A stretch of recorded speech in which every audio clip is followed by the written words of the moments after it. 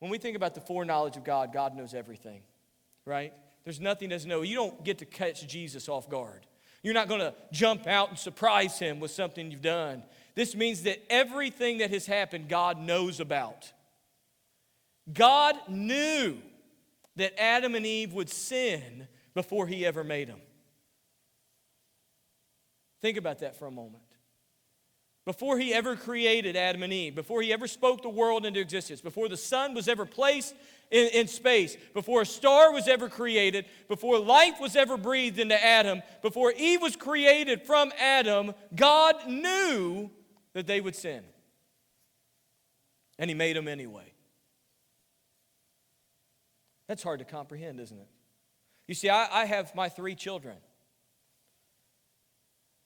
You can do a lot of things, and I'll forgive you, right?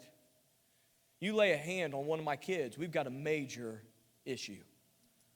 And as a parent, that probably resonates with you, right? You could spit on me, we might be able to move through that. You hurt one of my kids, I've already decided I'll go to jail, right? Don't hurt my children. That's part of being a dad. They're there. I love them. There's not a doubt in my mind, I'd die for my kids. Right? You'd jump in front of them. You know, whatever you had to do, you would give your life for your children because they're there. Let's back up 13 years.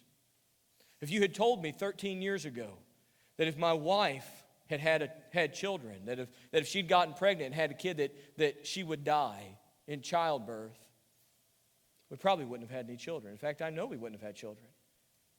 Because I couldn't love them yet because they didn't exist yet. And at that moment in time, there's no way that I would have chosen to give my wife's life for someone that didn't exist yet.